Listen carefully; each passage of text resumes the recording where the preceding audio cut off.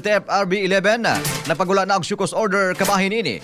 Alang sa kumpleto detalye, katropang Marvin Ibano.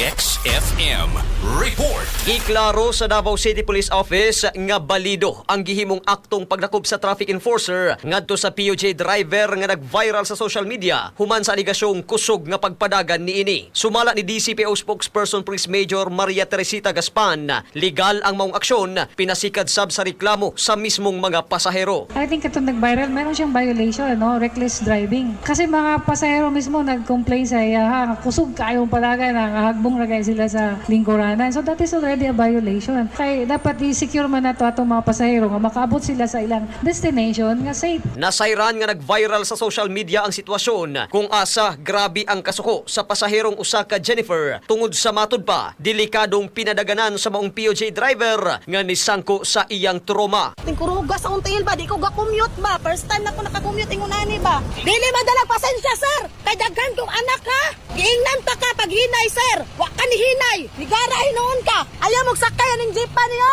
Delikado man ning jeepa ni! Sa Pikasbahin, sumala sab sa POJ driver nga si alias RR ug sa toll fee collector nga si Irene Briones. Duda sila sa nahimong pamahayag sa mireklamong pasahero. Sa ako ang kabahin siguro, lagdi man makatuo nga kusog tumudagan yang unit. Ikaduha ka to po nga tao, di po to magpadagan kusog kay pasahero gipangita. Basi pag-asa ka mo tanaw sa anggulo di sa dalan na mo, di ka kapadagan kusog kay intersection, mga pedicab, na mga manabok, downtown area go di ka kapadagan kusog. Para sa kuha, ang mga driver gyud dili gud na sila magpataka og padagan og pakusog kay nganuman kabalo sila na speed limit ang Davao kung unsa kay stricto ang gipatuman diri sa atong balaod sa Davao. Subay sab sa maong panghitabo, gikumpirma sa LTFRB 11 nga nagpagula na og show cause order ang buhatan ngadto sa POJ driver ug operator ug giimbitahan sab ang complainant aron maklaro ang nahitabo ug alang sa tukmang aksyon. Actually, amo na nang gi-issuehan og show cause order ang operator ato nga unit and they are set to have a hearing next week. Na may good due process, no? Amo pang imbestigahan if proven gyud nga nag-overspeed siya. First penalty ana is 5,000. Tanawan pa kung kapila na siya nagbuhat iwingan na. Kung second naman offense is 10,000.